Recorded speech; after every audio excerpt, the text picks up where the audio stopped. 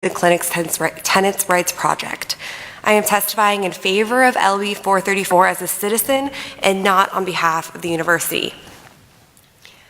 The Nebraska Landlord-Tenant Act currently provides that a landlord must give a tenant 3 days notice before terminating a rental agreement if there is an outstanding rent balance.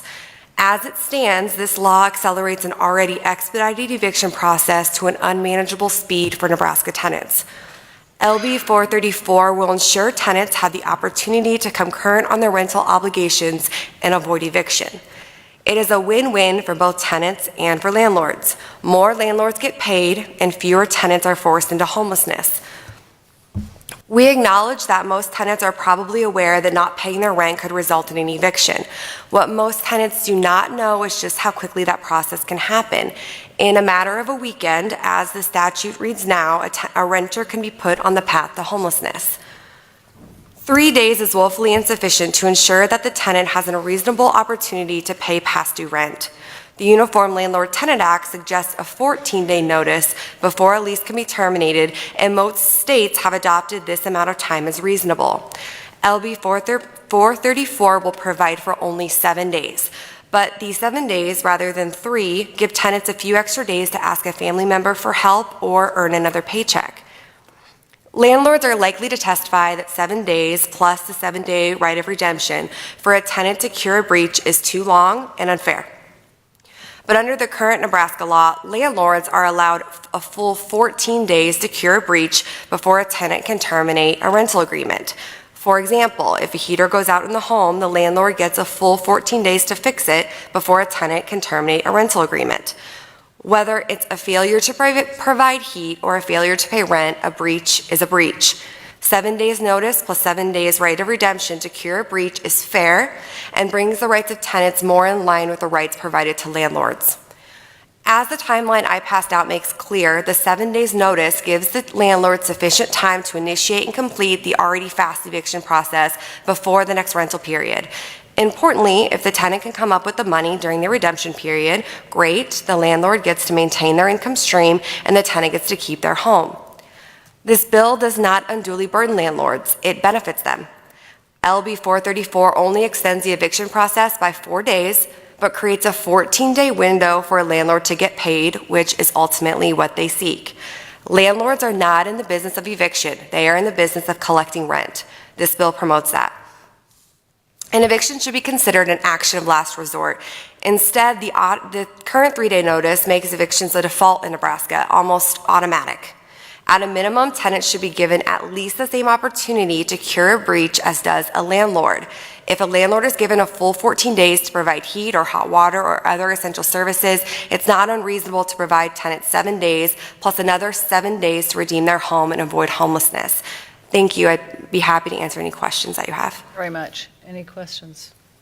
I don't see any. Thank you very much. Glad you're here. Thank you. Welcome. Thank you. It's good to be back. As I previously stated, my name is Sarah Rips, and I'm an attorney with Legal Aid of Nebraska. I want to paint for you a picture. If you could spell it again each time the Oh, yeah, of course. I'm sorry. Sarah, S-A-R-A, and Rips, R-I-P-S. I want to paint a picture for you of the average Legal Aid of Nebraska's housing client. The vast majority of our clients have a source of income, despite what many people think, either through employment or through receiving disability benefits. Our average housing client is a single mother with children facing eviction. This is usually due to a failure to pay rent within the 3-day period granted by the Nebraska statutes. Nebraska's laws are overly harsh when it comes to a missed rent payment. I want to share with you some real examples of clients that have been, and not uniquely, disadvantaged by this statute. I had a client who was a college student. She went on, every month she would mail her landlord the rent check. She went on spring break, and when she returned home, she checked her mailbox and discovered a 3-day notice. Her landlord was under no obligation to let her know that the rent had been late. My client did not know that her landlord had never received the check until she received the 3-day notice. By the time she received the notice, though, the 3 days had expired. She tried to pay her rent, but the landlord outright refused to accept it, told her that she had already turned it over to her attorney, and so her hands were tied. My client had never been late on rent in her entire tenancy. If LB 434 had been in place, my client would not only have been granted an additional 4 days to attempt to remedy the rent, but also the 7-day right of redemption would have avoided the lengthy litigation that was required by Legal Aid of Nebraska to rectify this situation. I had another client who was a single mother with 2 young children. Her landlord lived out of state and let the house fall to shambles. My client sent the landlord a note saying that she was withholding her rent because of the cost that she had incurred to make desperately needed repairs to her home. The landlord mailed her a 3-day notice to quit from Texas. By the time it arrived, the 3 days had already passed. My client panicked, and since she had no time to consult with an attorney or receive any legal assistance, she literally overnighted a check to the state of Texas. The landlord refused to accept the payment, and he initiated legal proceedings. In the meantime, Lincoln's Building and Safety condemned the home. If LB 434 had been in place, my client would have had time to consult with an attorney about her rights. She would have had the opportunity to try and work with the landlord and clarify the significant defects that he was obligated under the law to fix. My client did not withhold rent out of malice, but rather because she spent hundreds of dollars in repairs to the plumbing, garage, and egresses to the home. My clients often have little children. Being evicted is stressful enough for adults, but for children it adds a high level of uncertainty and instability to their lives. This impacts their ability to succeed in school and life. My clients want to be good citizens. My clients want to be responsible.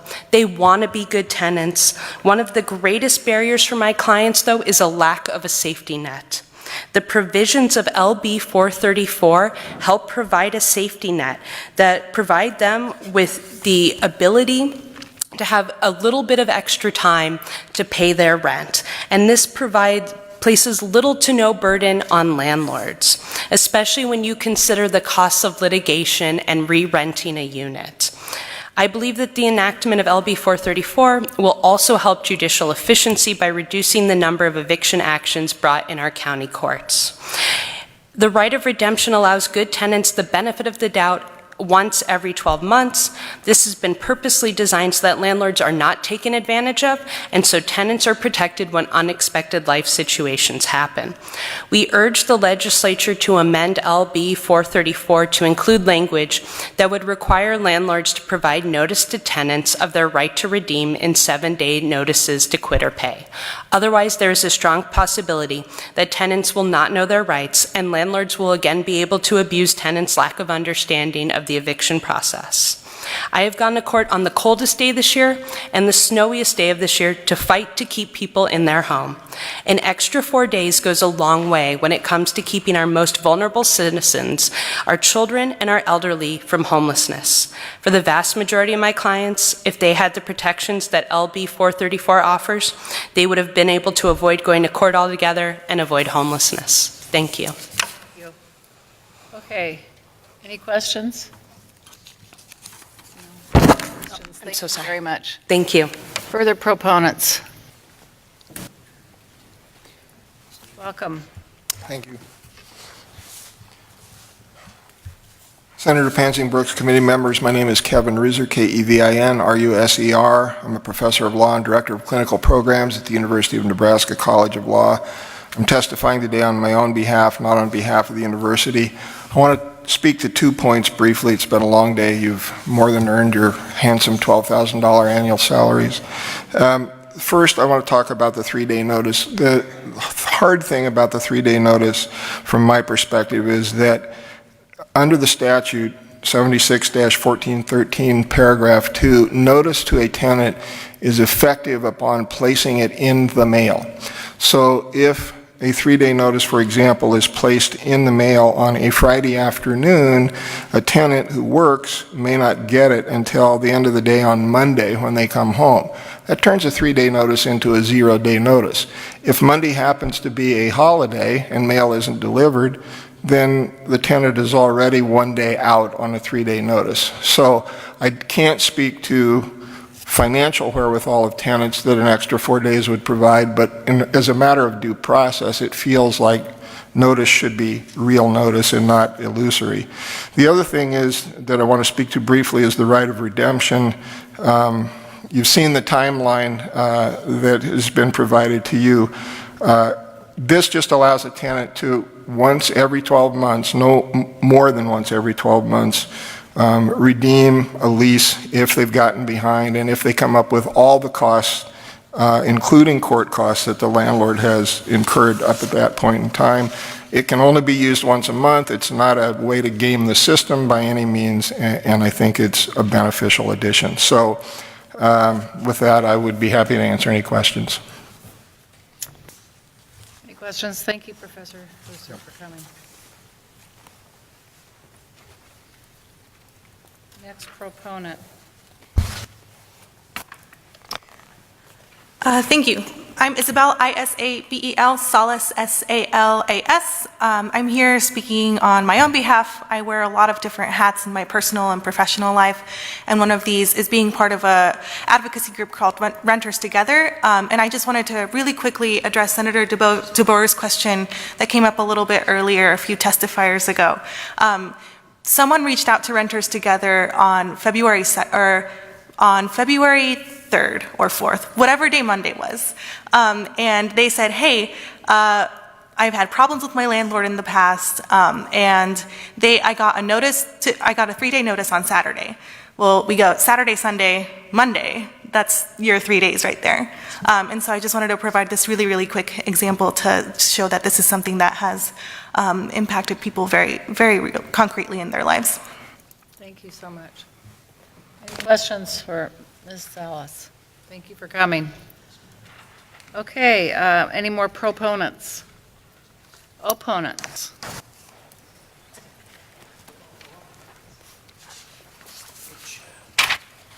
Welcome. Hello again, my name is Don Pearston, D-O-N, P-E-A-R-S-T-O-N. When I rent to a tenant, I make sure that I explain the lease and they know with certainty what amount of rent's due, when it's due, and then I have a grace period as well. If there's any kind of a breach in the rental agreement in terms of the paying of rent, it's typically a pretty serious issue. Maybe they've lost their job, for example. Laying an extra 4 days is not going to allow them to run out and get a job and be able to pay rent. So that kind of four-day miracle is simply not going to happen. Most of the time when people can't pay rent, something has seriously happened in their life. I talked briefly about I do my own evictions, and I wanted to just go through really quick and give you an idea on the best case scenario how long it would take me to get somebody evicted through the courts. So I give a 3-day grace period, and then on the 4th day, I give a 3-day notice. If they haven't paid rent by then I go to the courts, and then I have 14 days from that point. Okay? That sets the court date around the 22nd, and that's the best case scenario. My question to you is, senators, how many days do we need to give tenants to come up with rent? They make it sound like we're benefiting somehow by giving them 4 days to come up with rent and lessen litigation. That's completely fiction. We're talking over 3 weeks. This is the best case scenario. So here's what goes on. Once the court date happens, then the constable will come out in 2 to 3 days. Okay? If we're lucky that the constable or the sheriff will come out by the 25th and see the tenant, and again, that's the best case scenario. During that, mind you, we're at 25 days into the month, no rent, and we are flat-footed at that point. What do we have to do? We have to go in there, clean, paint, do maintenance. I'm a middle-class working guy. I have to go in there. I make my living by being paid with rent on the first day of every month. Imagine if you had to make your living for a month in 5 days. Okay, that's the best case scenario. So I have to get it all ready to go. I have to run an ad, and then I have to go through a lot of different applications until I find somebody. It's a miracle that doesn't happen, especially in this renter's market. It's very tough to find people that can get through even a basic rental application. So my thought for you is you have to understand, it's unlikely if I have to wait till the 22nd just to get a court date, it's unlikely I'm going to rent that apartment by the 1st of the next month. So here we are, we're in the 2nd month, okay, without rent paid. And people rent apartments on, 1st, 2nd, maybe the 3rd day of the latest. We call that the winter blues. Like, for example, if we have an empty apartment today, it's unlikely that we're going to rent that for the rest of the month, and we got to heat it. So it's a double whammy for us.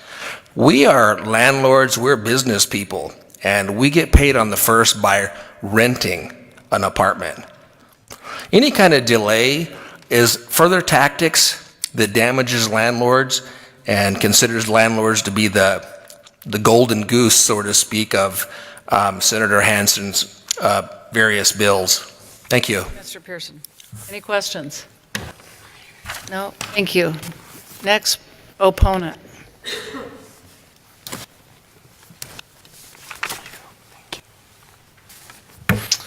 My name is John Chatelain, John Chatelain, and I'm president of the Metro Omaha Property Owners Association, and also speaking on behalf of the statewide Property Owners Association in opposition to LB 434. And it was nice to see my old law school classmate Kevin Reuser here. We had a nice chat, and I'm somewhat compelled by his due process argument, but for the fact that the tenant already knows that the rent has not been paid. So the 3-day notice is not the first notice that the rent has not been paid, because the tenant knows that the rent hasn't been paid.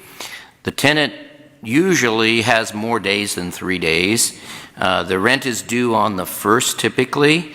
Most landlords don't serve the 3-day notice on the 1st or even the 2nd.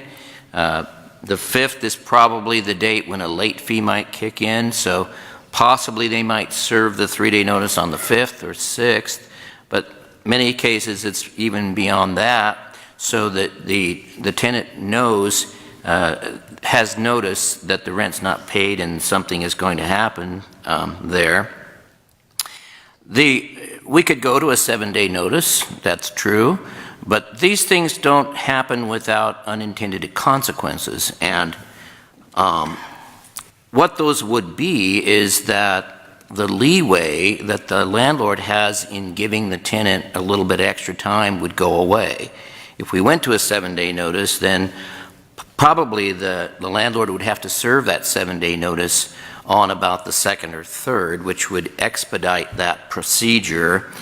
It would also probably require maybe a little stricter screening procedures, because the landlord's on a tight budget. They have to pay their expenses, their taxes, insurance, maintenance, principal and interest.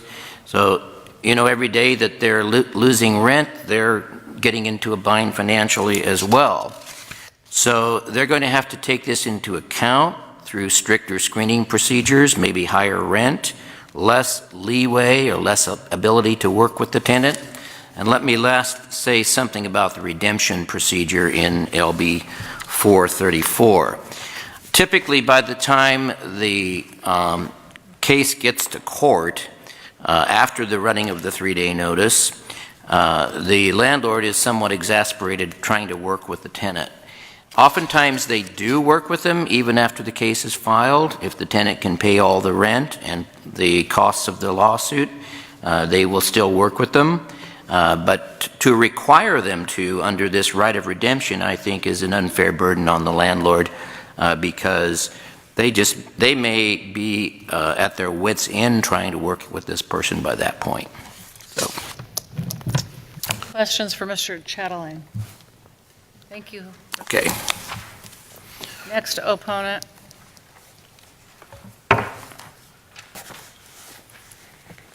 Welcome.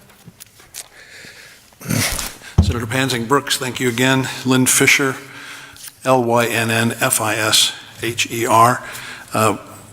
We try very hard to work with tenants and avoid evictions. Our time frame is very similar to what you just heard. We give 4 days grace period. We text, we call.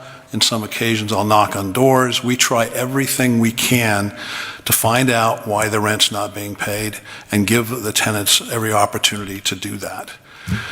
By the time we give a 3-day notice, we've exhausted all of our efforts, and the tenant is purposely not contacting us, and we are exasperated. We don't want to go to court. We don't want to spend the money. We don't want to go through the hassle. They're forcing our hand, and they're actually working hard at getting into eviction court.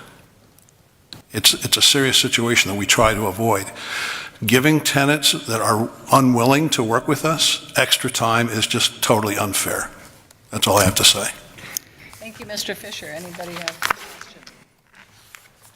Coming today.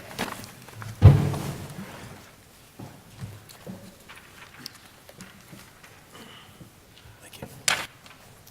Welcome. Scott Hoffman, SCOTT, HOFFMAN. By the way, I want to start out it's March 1st, rent is due.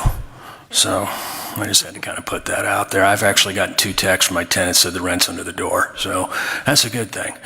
Anyway, I don't know.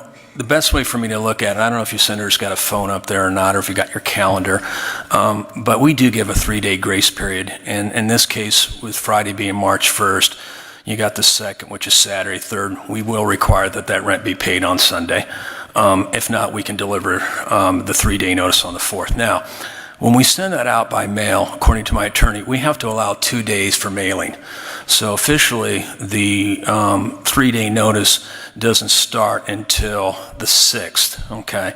So we've got 1, 2, 3. Okay, so Friday we got to give them that whole complete day, and then all of a sudden you run into Saturday and Sunday. Well, obviously you can't file on those days. So we'll go run it down to our attorney, which would be the 11th, and then, 9 times out of 10 he's been in a court, so it won't get filed until the 12th. And then the courts say 14 days, no less than 10, so that puts it at the 26th. And that's me giving allowing 3 days.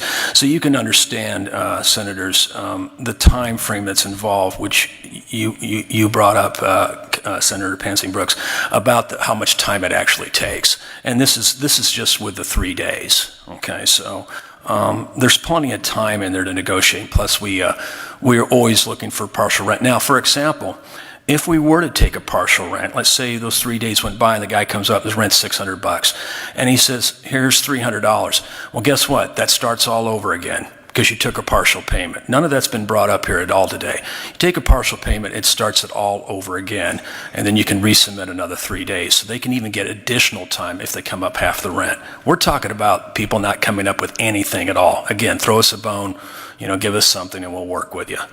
So, but other than that, that's pretty much the explanation on that. Any questions? Thank you, Mr. Hoffman. Any questions? Senator Brandt. Senator Brandt. Thank you, Mr. Hoffman. It's been enlightening for me because I've never been a landlord.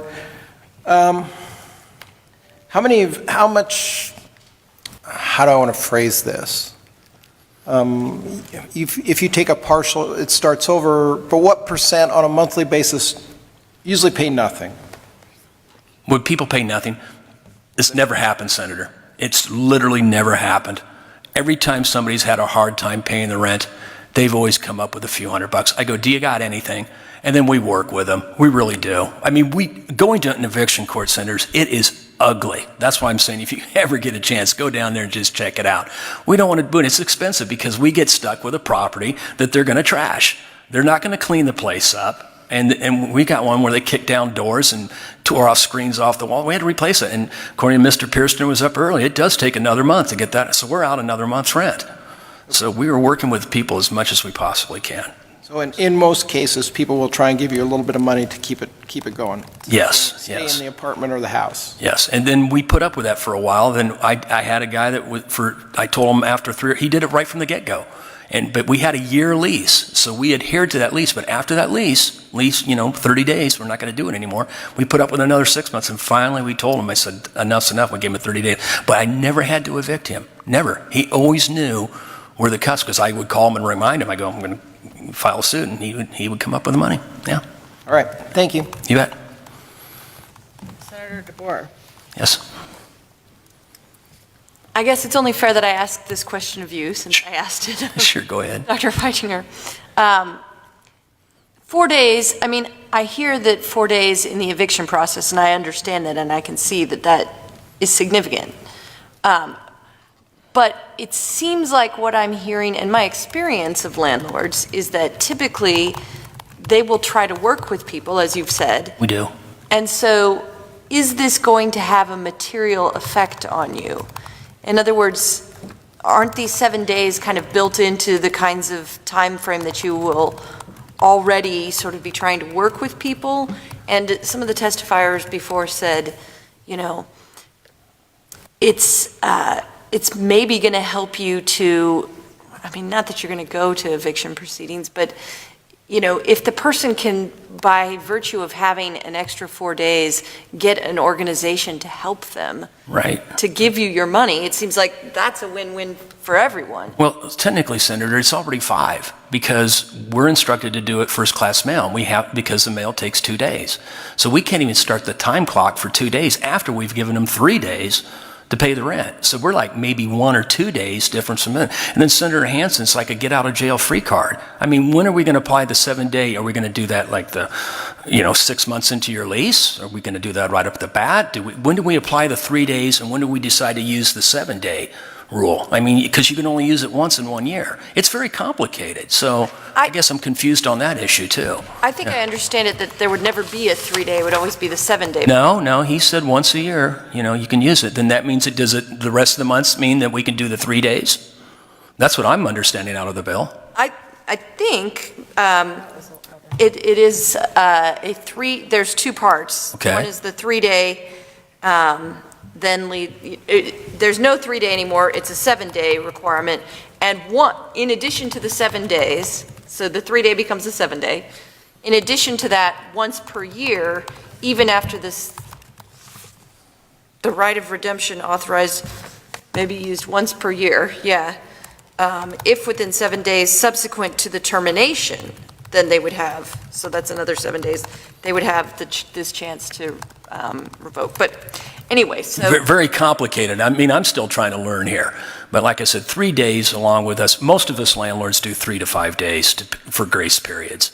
And we have met with, Lynn Fisher and I have met with Courtney, Senator Hansen's, and we explained it to him, and I think she was a little mystified. Oh, I thought the 3 days stated from the first. No, it's after we, give the grace period, then it starts after that. So there's that, it just doesn't start from the first. People, you don't give us our money by the 3rd, we're going to give you 3 days. It doesn't work like that. That's not what we're doing. And I mean, January 1st, New Year's Day, come up with the rent. We're not doing that. You got to figure for weekends and holidays. That's why I'm trying to sort of figure out if this is going to actually change the actual. I hope not, because 3 days is plenty when we're dealing with. If you guys are going to do that, then move up the court dates. Why should we wait an extra 14 days for a trial when you already give the person 7 days, which is what Mr. Pearston explained. There's just too much time here. Okay, So, and then my other question is, I heard some folks talking about maybe the wording of the 3-day language. Would you object to having more universalized wording for this 3-day, 7-day, whatever it ends up being, but let's say it's the 3-day notice, having more universalized language so that it is not confusing to the people about. Usually, Senator, when we send out a 3-day notice, we explain to them, they get it in the mail, and then we're going to call them maybe a day before that's up to see what's going on. We'll leave them alone for a couple of days. But that's usually, again, a report between the tenant and landlord. We do not want to go to court. We do not want to go to court. Yeah. We want to get our rent paid, and we're going to work with them.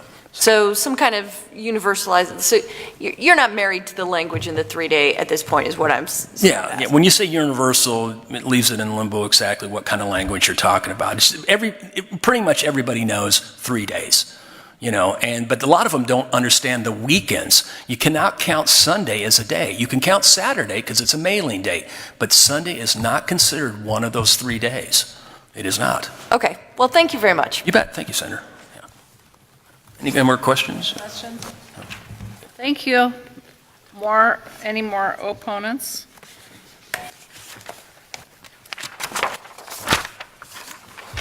Welcome. Greetings again. I'm Dana Steffen, D-A-N-A-S-T-E-F-F-A-N. I'm a fee-based property manager here in town.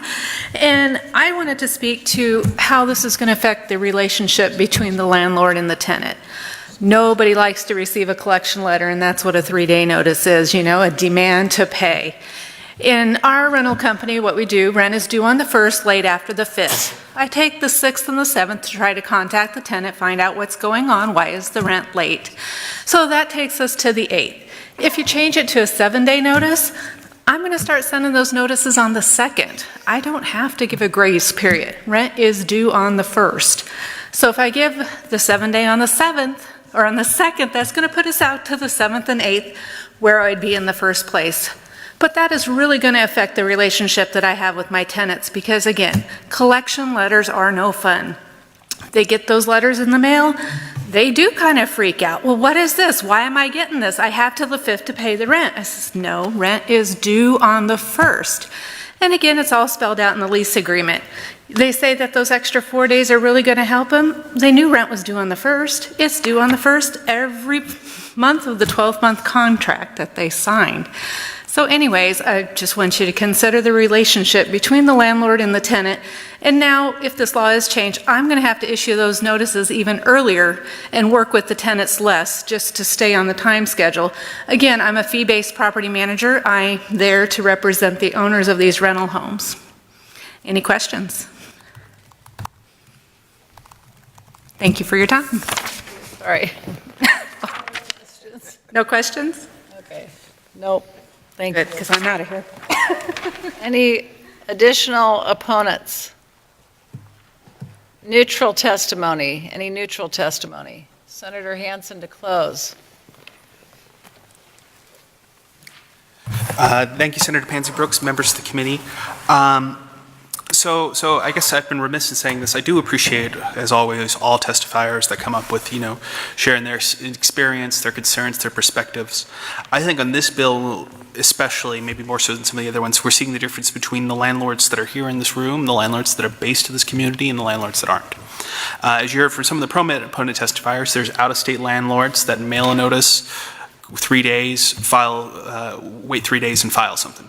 And then there are landlords here that seem exceedingly generous, have grace periods, built-in times, payment plans, all sorts of things.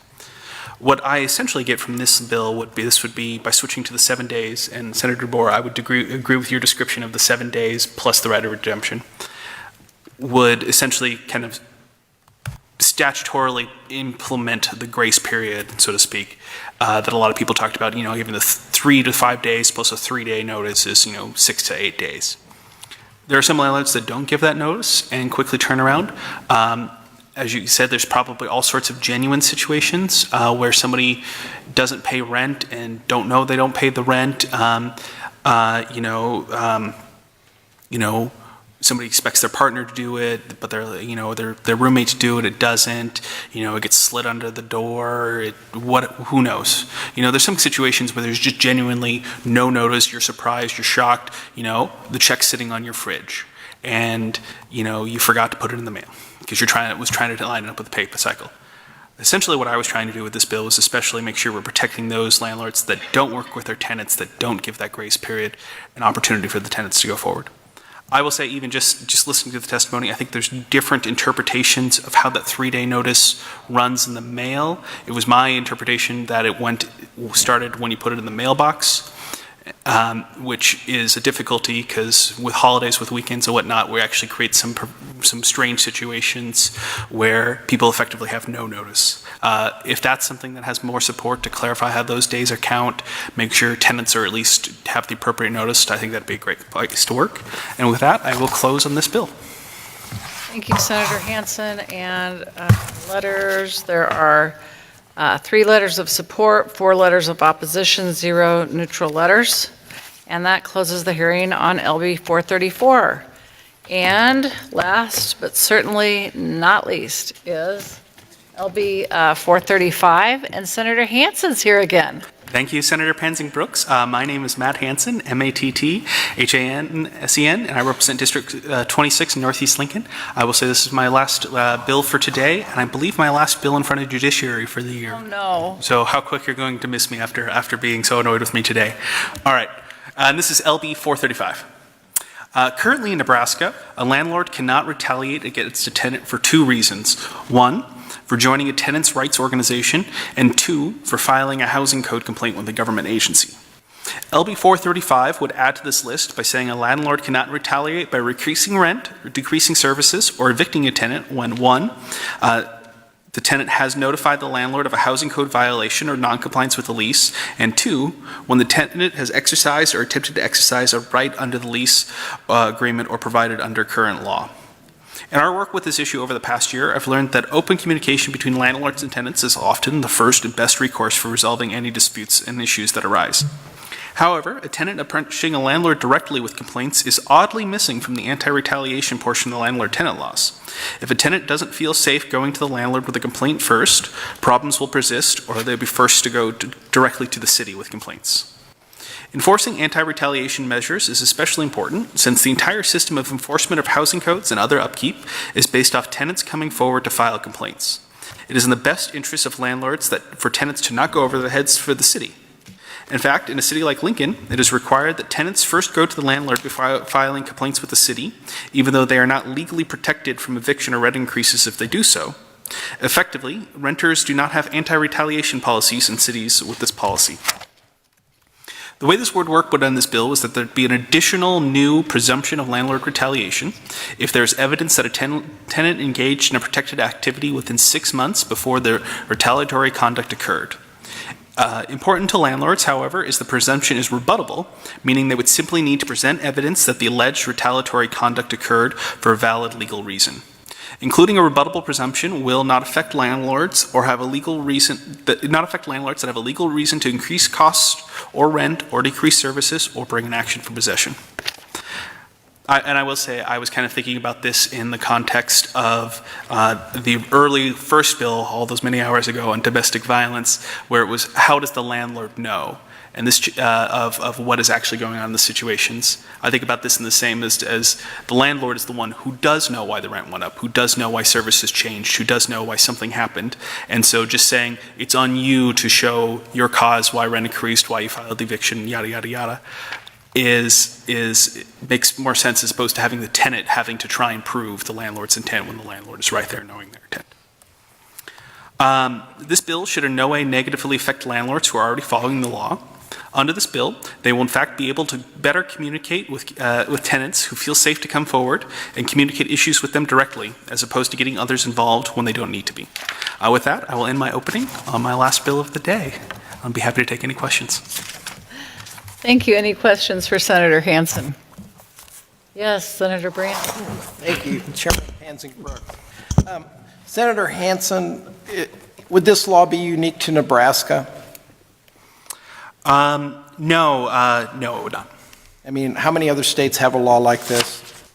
I don't know that off the top of my head, but I would guess that someone behind me might be able to answer. Certainly, the protection for anti-retaliation for bringing a complaint directly to a landlord is fairly common, to my understanding. All right, thank you. Thank you. Any other questions? Senator Hansen, thank you. First proponent. Proponents.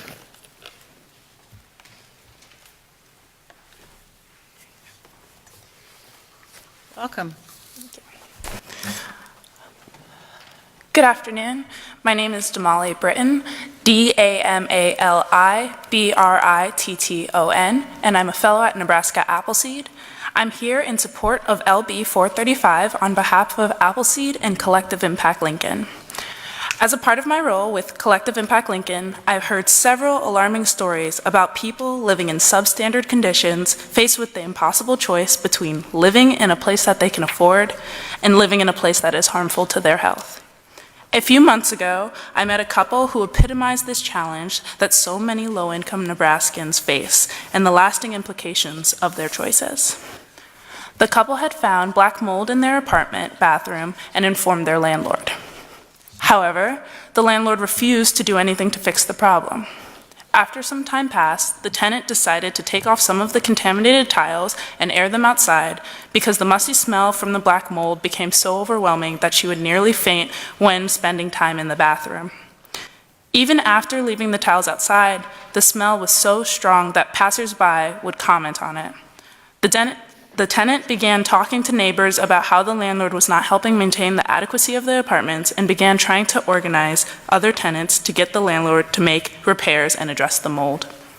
Soon after the tenant began organizing, the landlord sent the couple an eviction notice. The landlord claimed that the tenants broke the lease agreement by removing the moldy tiles. This was clearly a pretext and was in reality retaliation. After receiving the eviction notice, the couple had difficulty finding another place, and at the time of our conversation, they were homeless. Having to explain why they left their previous residence was yet another barrier for them to find a home that they could afford. These kinds of stories where tenants make complaints and subsequently the landlord becomes hostile exemplify why tenants need further protections against the landlord retaliation. LB 435 strengthens the Landlord and Tenant Act by incorporating a presumption of retaliation for landlord conduct that has occurred within 6 months of a complaint. This bill helps ensure tenants can make complaints about violations and organize with their neighbors without fear of landlord retaliation. For these reasons, we ask the committee to advance LB 435. Thank you. Thank you, Ms. Britton. Anybody have a question? No, thank you very much for coming and staying this long. Next proponent. Welcome. This is the last time you'll hear from me. Erin Feichtinger, ERINFEICHTINGER, representing Together in Omaha in support of LB 435. In both our case management program and our diversion meetings, we have heard stories of retaliation by landlords that have led directly to a person's housing instability or homelessness, whether through assessing exorbitant fees for maintenance, ignoring repeated complaints leading to decreasing services and uninhabitable conditions, and most concerning to us, creating a general reticence about making complaints out of fear of losing the housing that they desperately need. We also run one of the largest all-choice food pantries in the state of Nebraska and serve about 500 families a week. And in one of those weeks, we did a survey about rental housing of our food pantry clients. Of the 110 people who responded who were currently in rental housing, 62 are experiencing problem in their rental units, and 44 have made a complaint and found their issue either unresolved or were retaliated or felt they were retaliated against by their landlord for making that complaint in the first place. One woman complained that her stove did not work and that her back door would not lock. The stove was replaced, the door was never fixed, and the property manager told her that she will be charged for any additional maintenance calls. Another gentleman has walking pneumonia, uses a cane. Our organization has filed several work orders to ensure his safety, like fixing the window before the polar vortex we recently had, getting the heat under control, and updating the apartment to get rid of all the code violations that are trip hazards. The maintenance man came and said that if our client filed another complaint, he would have, quote, a problem. The window was, I guess, fixed by putting plywood over it, painting it white, and dropping the blinds and hoping we wouldn't notice. The heat was eventually turned down, but every time the furnace kicks on, our client gets nauseous. Now, opponents of LB 435 will tell you that this never happens. We've heard a lot of generalizations today to that effect. At Together, we know that retaliatory conduct is pervasive, especially when it comes to low-income renters like those we serve. We know that fear of retaliation leads to substandard living conditions, and that substandard living conditions lead to all manner of bad situations that may result in eviction and homelessness. We also know that some tenants' overall vulnerability makes them susceptible to exploitation on top of the sort they already experience in a rental market that does not prioritize safe, quality, affordable housing. We will continue to advocate for our clients, and we wish that we could help every single tenant experiencing retaliatory conduct by their landlord, because we believe that housing stability is the foundation of any individual's success.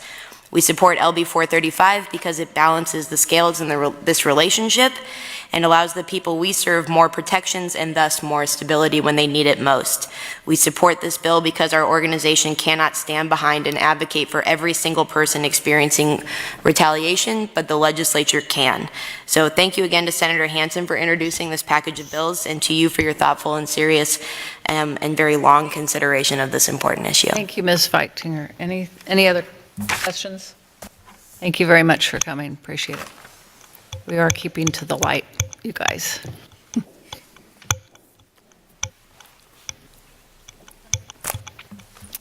Welcome. Thank you. Well, good evening now. My name is Alexa Barton, ALEXA-BARTON. I am a senior certified law student at the University of Nebraska College of Law. I'm testifying in favor of LB 435, which expands protection for tenants from retaliatory conduct. Again, I am testifying as a citizen and not on behalf of the university. First, the changes in LB 435 would protect tenants when they make a complaint to the landlord of a housing code or a lease violation, and for exercising a right under the lease agreement or provided elsewhere in the law. These protections are necessary for at least 3 reasons. First, it is just common sense that the first place tenants report a violation would be to their landlords. In fact, 76-1425, the act that this is amending, contemplates that tenants will approach their landlords to cure deficiencies in the unit or lease agreement. As the law currently stands, tenants are discouraged from doing so for fear of retaliation. Second, often it is a prerequisite that tenants talk to their landlords first before they can report a housing code violation to a government agency. But because this first and necessary step is not protected, tenants are left with 2 options, one that's bad and one that's worse. Either inform the landlord of the violation and risk retaliation, or force your family to live without heat or water, or whatever the violation is. It's only after the tenant risks retaliation that they can seek intervention from a government agency. Both forms of reporting must be protected for this law to actually have its desired effect. And third, we have an entire section devoted to actions tenants can take in the face of noncompliance of the landlord, but these activities are currently not protected under the Act for retaliation. The second change proposed by LB 435 is to include a rebuttable presumption of retaliation.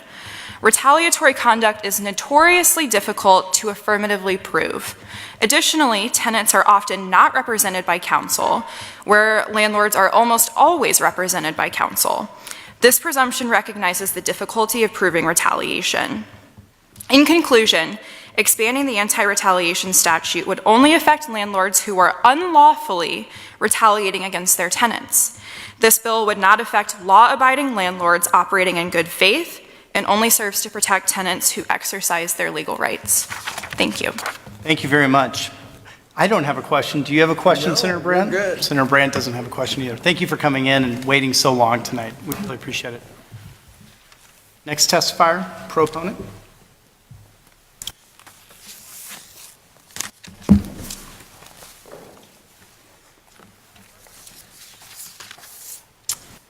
Welcome. Good evening, Chairman and members of the committee. My name is Leah Witchelt, Leigahwicchelt. I am a senior certified law student at the University of Nebraska College of Law. I am enrolled in the Civil Clinical Law program and co-lead the clinic's Tenants' Rights Project. I am testifying in favor of LB 435 as a citizen, not on behalf of the university. When I think of the importance of amending the anti-retaliation statute, I think of the Yale Park Apartments in Omaha, Nebraska. I think of 500 tenants forced to live in terrible conditions who then had to sleep in shelters on cots after they lost their homes.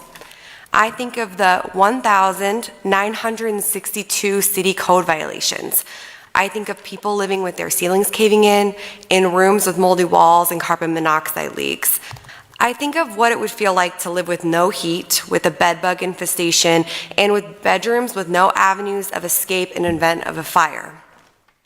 And I think about what might happen to me if I would happen to complain to my landlord about it. Currently, Nebraska law does not protect tenants from retaliation if a tenant makes a complaint directly to a landlord concerning a housing code violation or breach of the lease agreement. What that means is if a month-to-month tenant asks for heat, the landlord may retaliate by raising their rent, decreasing their services, or terminating their tenancy. The tenants of Yale Park Apartments were refugees. They had limited resources, no bargaining power, and no way of ensuring that they would not be homeless if they filed a complaint or pursued their lawful rights and remedies under the Nebraska Landlord-Tenant Act. These tenants were afraid that they might lose their home, have their rents increased, or their services decreased. As my colleague Alexa stated previously, our laws provide minimal protection against retaliation by landlords. So for months, these horrible conditions went unreported for fear of the consequences.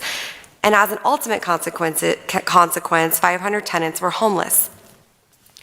Fortunately, we are on the right track. Current Nebraska law does protect tenants from complaints made to government agencies.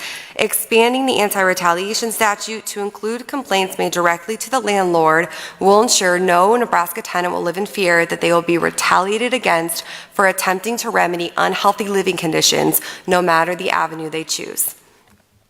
While LB 435 will offer greater protections, it falls short of what we've seen in other states. We would encourage this committee to consider including the non-renewal of a lease among the adverse acts prohibited as retaliation.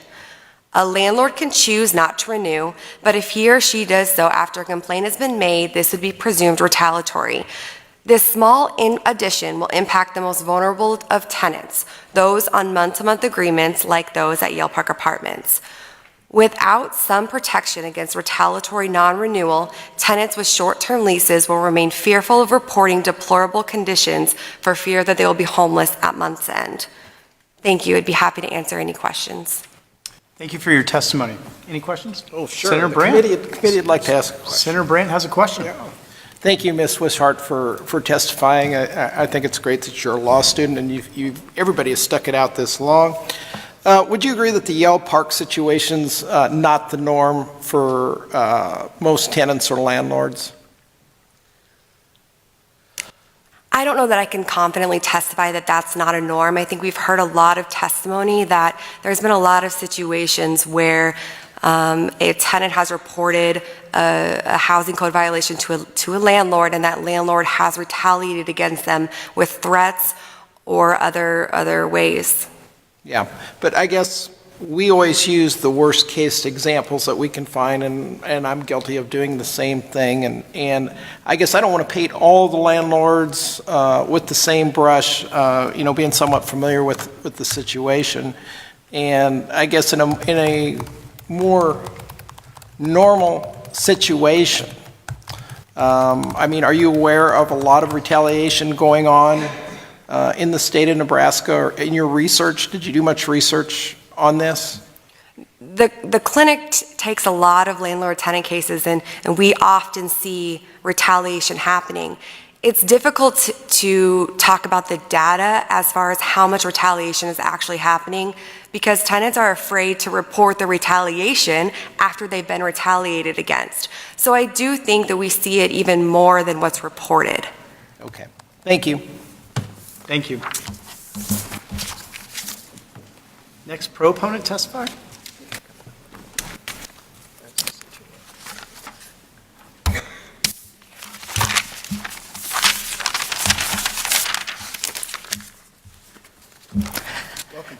Good evening. My name is Karina McCormick, C-A-R-I-N-A-M-C-C-O-R-M-I-C-K, PhD. In this testimony, I'm representing the group Renters Together.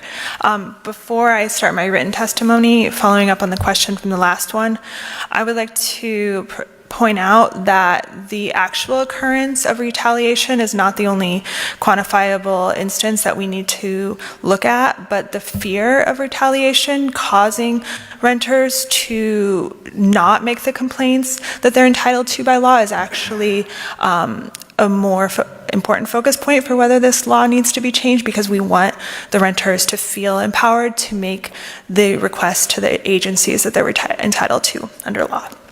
Okay. So 4 years ago, residents in this neighborhood have been talking to each other, going door to door, figuring out what we can do to improve our homes and our neighborhoods, and what support people need in that work. First, the group was called We Are Vital. More recently, we've been stretching out across the city under the group Renters Together, which focuses just on renters. We've heard countless stories from renters and residents in the neighborhood, and in the conversations with renters, the most common concern we hear is that landlords are not responsive to making improvements and repairs in their units or common areas. And so the renters' health and quality of life suffers because the landlords aren't making these repairs. Yet renters are afraid to take the actions that would help them achieve their living conditions and those actions to which they're entitled through various laws and codes, because they know that they risk eviction by doing so, and they make the decision that it's not worth the risk. Something really disheartening about hearing these stories is that we know they are right. We know that they do face eviction if they try to take a stand to get healthy living conditions, either by reporting it to code enforcement or pairing with groups like ours. We've had trouble even getting stories to pass forward to, like Senator Hansen, because people are afraid that if they even talk about it, that they might get evicted. Although existing laws may in name only state that landlords cannot retaliate for code violations, we know for a fact that renters are frequently evicted after reporting code violations. We know that existing law does not actually protect renters from retaliatory evictions, because Nebraska landlord-tenant laws are currently so weak in regard to tenant rights. Landlords can evict tenants for practically any reason. Thus, following tenant reports to agencies, landlords can easily find a different claim justification for the eviction. The tenant facing the terrifying prospect of eviction must somehow prove that the eviction was retaliatory. The proposed bill appropriately shifts the burden to the landlord to prove that the eviction is justified for another reason. LB 435 not only protects renters, it allows city or state agencies to function as intended to remedy unsafe and unhealthy conditions. The occurrence of retaliatory evictions weakens the power of agencies who are tasked with ensuring healthy living conditions. Thank you, Dr. McCormick. Any questions? Thank you for coming tonight. Next proponent testifier.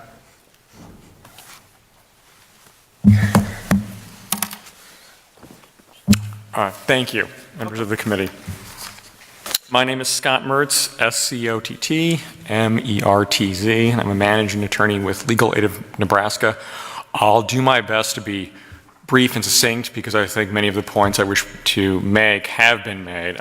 Only to reiterate, our organization is more or less the only option for low-income renters who are facing some manner of problem or risk of loss of housing with their landlords. So we're the organization talking to individuals who are afraid of losing housing, who have some manner of grievance or complaint with their landlord, and we are the ones advising those individuals of their rights and their options, their obligations to provide some written notice, how to formulate that notice. What this bill will do will embolden our organization to provide that service and provide that advice, because what we can now do is affirmatively state that there is protection in place that if you make legitimate grievance, you will not be retaliated against by your landlord. And if you are, there are protections in place. There's an affirmative defense that we can help you raise in court. It, I think, clarifies what the law is. It makes more sense that the bill will include complaints made directly to the landlord, not just complaints to the agencies as the law is written now. It's simply common sense. It's simply strengthening what's already there. And this change is going to help our organization better assist tenants who have legitimate complaints regarding their housing. And with that, I thank you, and I'm open to any questions. Thank you. Any questions? Thanks for coming and being here so long. Okay. Any more proponents? Okay, opponents.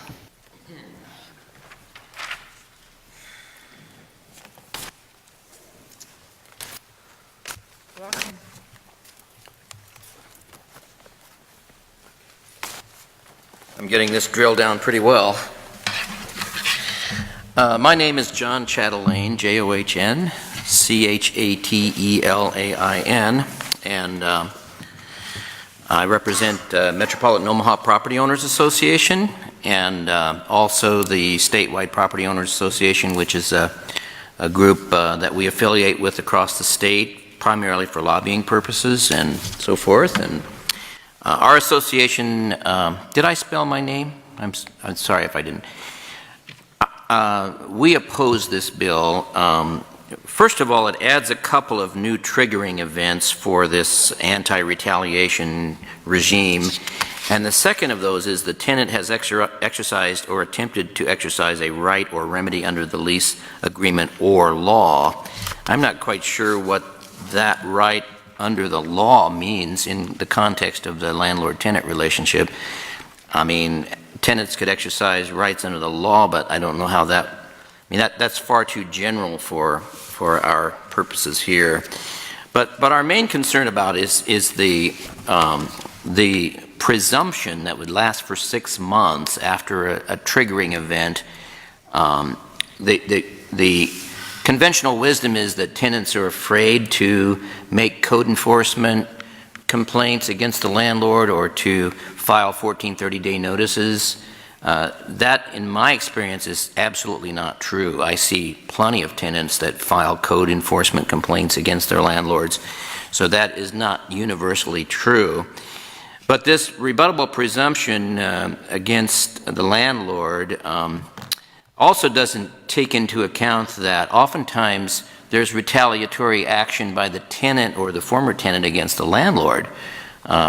It's getting to be more and more common that we have the pro se litigant or the self-represented litigant, and they'll file repeated lawsuits against the landlord for things because they're aggrieved, they're disgruntled over having been evicted. If LB 435 were to pass, this would be a boon to those ex-tenants who are disgruntled that want to carry out retaliatory action against the former landlords. Normally, the burden of proof in a case is on the plaintiff. In other words, the person wanting to prove the case. That's how our whole judicial system is set up. The plaintiff must meet the burden of proof. Then it's up to the defendant to prove the existence of defenses. 435 would shift this burden, making the landlord prove that retaliation didn't happen. This would be a bizarre twist in how lawsuits are normally tried. It would create an unlevel playing field in favor of the ex-tenant and an incentive for the tenant to sue the landlord.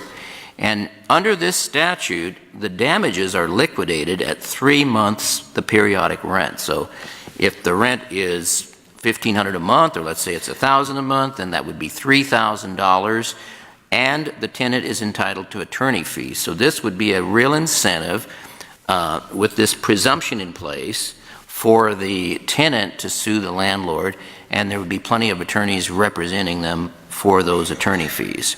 Thank you, Mr. Chatelain. Any questions? No, thank you very much. All right, thank you. Have a good weekend. It'll be a shorter weekend now. Welcome, Mr. Fisher. Senator Pansing Brooks, the rest of the committee, thank you for all your patience today. Lynn Fisher, Great Place Properties, LYNNFISHER. I'll be even more brief. It's not fair to put the presumption of guilt on the landlord, as Mr. Chatelain just said, and landlords cannot evict without cause and not for any reason whatsoever. That's a misstatement by one of the former testifiers. And so even the worst landlord can't do that without running into some legal problems. Judges won't stand for it. And there are already laws in place to hopefully prevent or eliminate these horrible places that we've heard testified about. I can't imagine how horrible it was up at Yale Park in Omaha. I think that's an Omaha problem, and certainly needs to be addressed by the people up there that weren't enforcing the codes. Here in Lincoln, and I hope in most other places in the state, codes are enforced, and those horrible places are a rarity. So this law is unnecessary. Thank you. Thank you. Appreciate it, Mr. Fisher. Any questions? Nope. Thank you. Have a good weekend.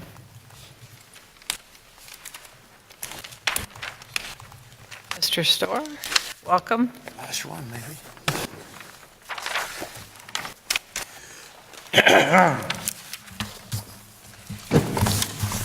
Thanks again. My name's Larry Storr, S-T-O-R-E-R, 515 Lafayette Avenue, Omaha, 68132. I have to disagree with that gentleman. Yale Park problem is not just an Omaha problem. If it's a legal problem in Omaha, it's a legal problem everywhere, isn't it? And I notice in here that I probably am covered by this law, so they can knock on my door any day. Anybody can file a complaint against me for any reason, and the city of Omaha will come marching to my door, remove me, put me in a temporary housing somewhere. But I'm not a refugee either.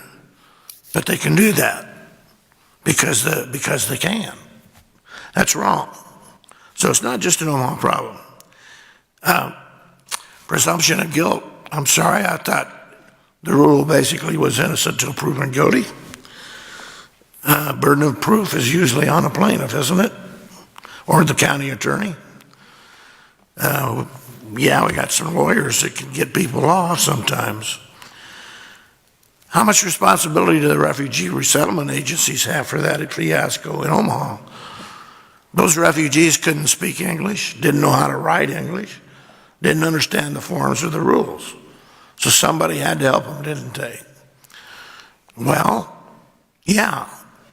Who put them there in the first place? I don't think Mr. K went and contracted individually with each one of them.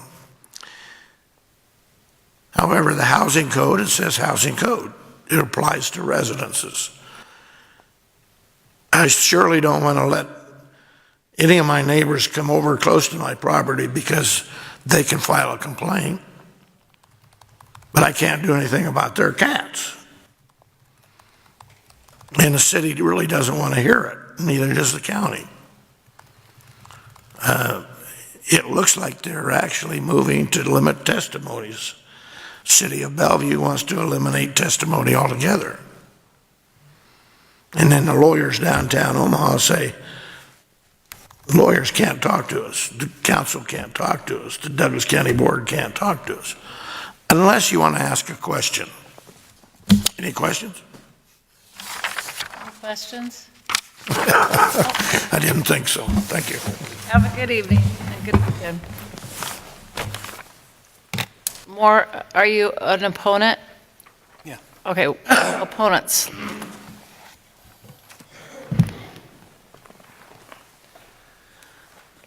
Scott Hoffman, SCOTTHOFFMAN.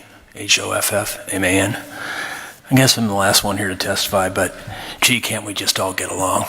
That just seems to be one of the big problems here. Obviously, the landlords that are causing the problems, they're not here today.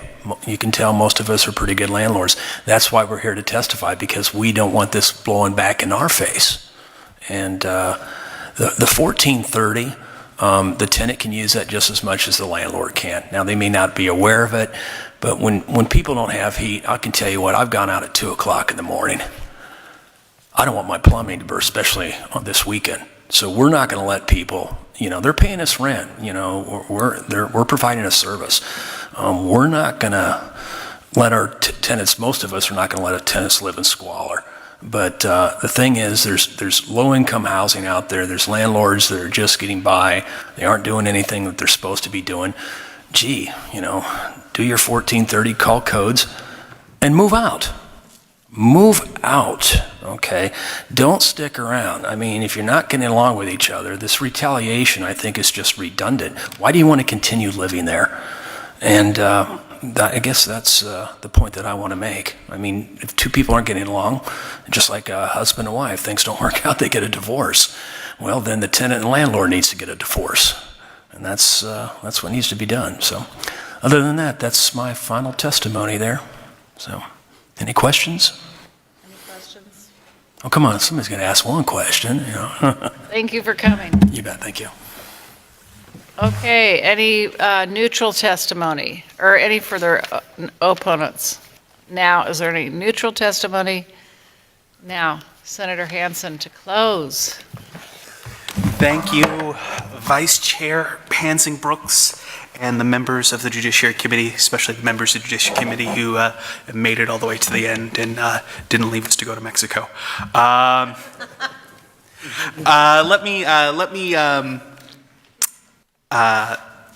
Let me just again reiterate by thanking all the testifiers we had today, and I do mean that before in support, opposed, neutral.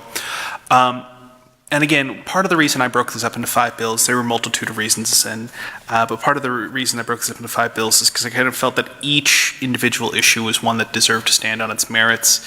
And as you all know as senators, or will know soon, when you introduce packages, you try and work out a compromise, and you work out a deal in Section 1, then all of a sudden everybody has this deal in Section 2. And I thought by maybe having some focus in each individual one, we can get there.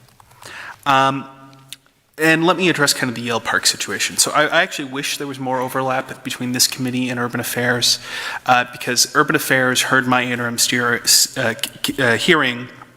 that inspired me to do a lot of these bills a couple days after Yale Park. I think it was like a Thursday to a Tuesday. It was less than a week. And that was on everybody's minds, everybody's there. And that obviously is a huge red flag as to there are some systems we have in place, maybe it's Omaha, maybe it's everywhere, some problems we have. I wanted to write these bills to kind of stand on their own, because I do agree with kind of Senator Brandt, who was getting at the point of bad facts, bad cases make bad law. So none of these bills are necessarily Yale Park happened, we have to change things. One of the things I addressed in my opening for this bill was actually a policy the city of Lincoln has that I find troublesome. So going forward, happy to work on these things. Just time and time again, as we've heard, access to affordable housing is a priority, and I think one way we as a state can do that is kind of make sure that we are protecting people in the landlord-tenant law, and a lot of our sections of the landlord-tenant law have not come up in a while. And just my kind of final point is, as I've been doing more and more, especially in my service on Judiciary Committee, you see how many different systems we have in place that when you look at an individual piece, they seemingly make sense. And then when you layer them on top of each other, how confusing and bizarre and unintended results you get. So, think about the trying to petition your landlord and availing yourself of that case, going into court with your landlord, not being able to continuance, and so on, so on, so on.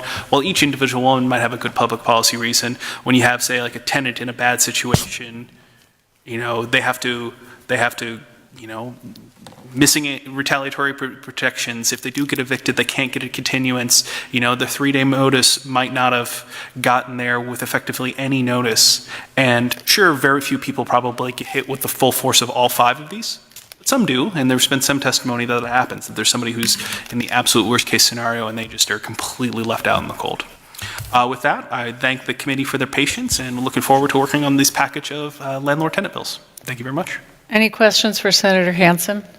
I don't think everybody necessarily appreciated the fact that you did separate all of those. If they'd all been put into just 2 bills, it would have been a lot more difficult for the opponents to come and talk about the things about which they were most concerned. So I hope people are grateful for your efforts and that they then come forward and work with you to fix whatever it is that they think is wrong. So thank you for going to that effort, Senator Hansen. And before we close, we've got 5 letters of support, 4 letters of opposition, and 0 neutral letters, and that closes the hearing on LB 435. Thank you. Have a great weekend, everybody.